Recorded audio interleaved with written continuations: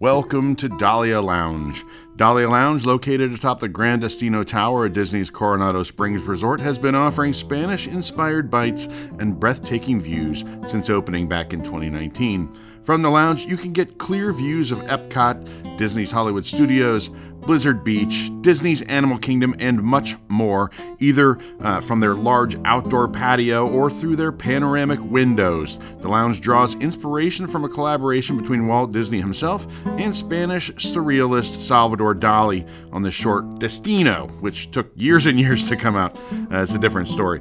Surrounded by dandelion chandeliers and other fanciful designs, guests can sip on sangria and share delightful tapas while they watch nighttime spectaculars at two parks or just soak in the atmosphere.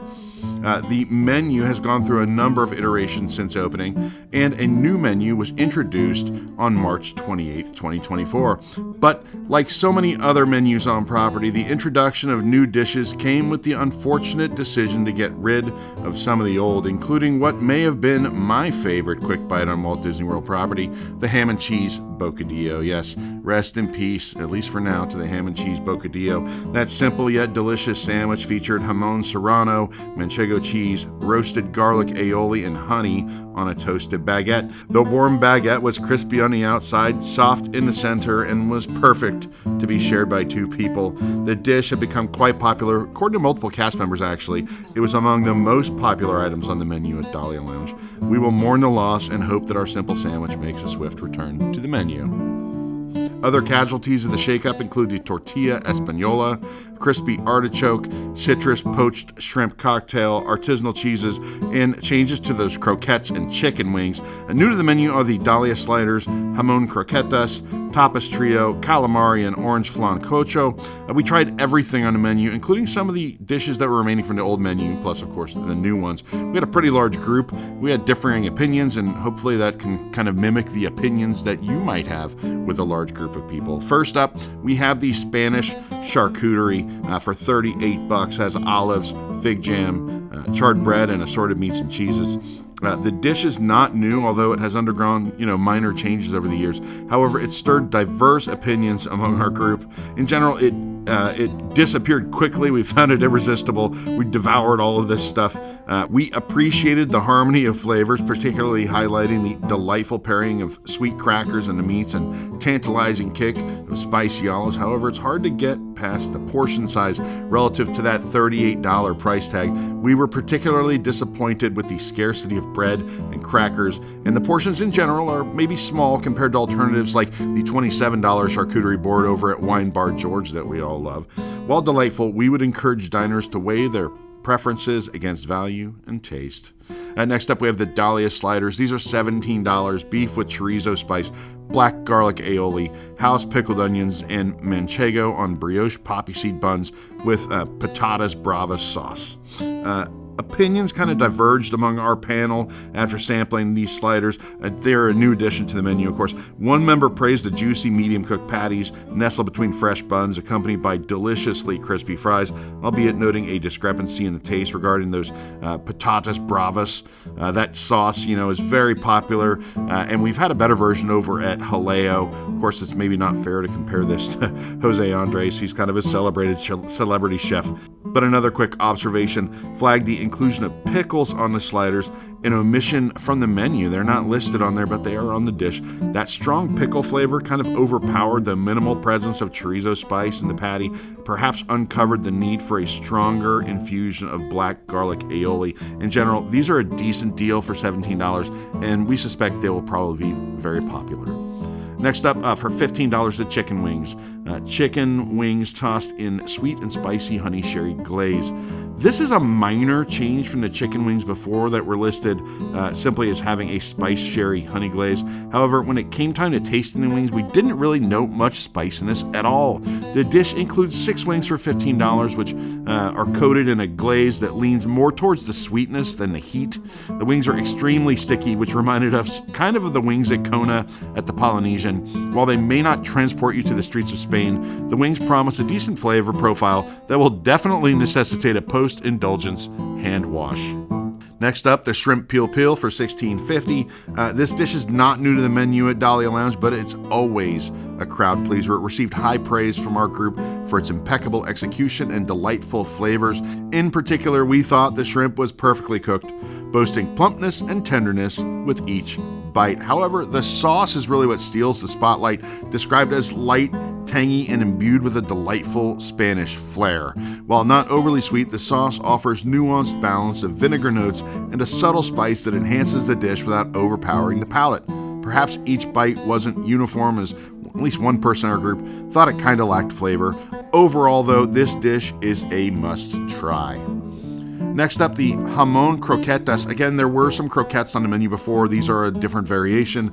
Our group universally loved these delectable treats for their crispy exterior that gives way to a soft, flavorful filling, bursting with flavorful goodness. Did I say flavorful enough? We appreciate the comfort food appeal, perfect for sharing between 1 or 2 individuals. Despite the modest serving size, these croquetas were unanimously enjoyed for their irresistible taste and texture, making them a definite reorder item and a welcome addition to the menu. Smoked paprika chips for $9. That's a plant-based dish because it has a plant-based chimichurri aioli served with it. We found the paprika chips to be a satisfying and budget-friendly option on the Tapas menu with a crispness that might hit the spot for you. These chips offer delightful punch of paprika flavor, perfect for those seeking a quick bite or late-night snack. While some appreciate the plant-based chimichurri, for all of its decent flavor, others kind of noticed a discernible difference in creaminess compared to maybe traditional sauces. However, if you're a vegan, this option provides a welcome alternative to most of the rest of the menu. Ultimately, they evoke a reminiscent feel of classic bar snacks, making them a suitable choice for various palates and dietary preferences. Next, we move to the calamari for $16. Crispy calamari, sweet pepper confit, and roasted garlic aioli. The calamari elicited mixed reviews from our group. While some found it to be a decent option for those with milder palates, others, most of us actually, expressed disappointment in its overall blandness. Despite its crispy texture, the calamari lacked significant seasoning, leaving us pretty much underwhelmed. The roasted garlic aioli failed to elevate the flavor profile as expected, contributing to an overall lackluster dish. Overall, the universal consensus was a desire for more robust flavor to enhance the otherwise basic dish. Next up is the Tapas Trio: octopus ceviche, aceitunas, marinated olives, and tomato spread served with grilled bread. The Tapas Trio garnered enthusiastic praise and mixed feelings among the diners. For a new and fairly aspirational dish, we felt it delivered overall. It stood out as a favorite dish for one of our group who thought it offered exceptional value with 3 bowls plus that bread for $18. The octopus in particular was hailed as having some of the best flavor that one of our group had ever had. However, the opinions varied on the rest of the elements. While the olives met expectations, they didn't really stand out, and the tomato spread, while decent, fell short compared to other similar offerings elsewhere. Additionally, the bread, well, it appeared to be the same bread for that Ham and Cheese Bocadillo we talked about earlier. Kind of reminded us of what we gave up to get this, just kind of taunting us maybe. Next up, orange flancocho, cream cheese flan, orange cake, whipped cream, and Cardinal Mendoza macerated oranges. Wow. This new dessert at Dahlia Lounge left us thoroughly impressed and craving more. Described as light and creamy and bursting with delightful orange flavors by our group, it struck a perfect balance without overwhelming the palate. Many of us deemed it a standout, praising its velvety texture and just right sweetness. It's a delightful conclusion to the meal. For some, it was a highlight of the night, leaving a lasting impression, and everyone loved this dish. Good job, Dahlia Lounge. Finally, we come to the warm churros for $9.50. These are not new. These have been on the menu for a while, but we couldn't really resist the chance to have a couple churros to finish off the night. Described as extremely warm and fresh, these churros surpassed our expectations, hailed as the best churros at Walt Disney World. Okay, maybe that's not saying much. Probably a bigger accomplishment if that had been at Disneyland. But with a taste that feels authentic and reminiscent of Spanish delights, they exude freshness and authenticity unmatched by typical theme park fare. The accompanying dark, rich chocolate sauce elevated the experience, with some likening it to a shot-worthy indulgence. And I'm not going to say that Jason Diffendahl did a shot of this, but maybe he did.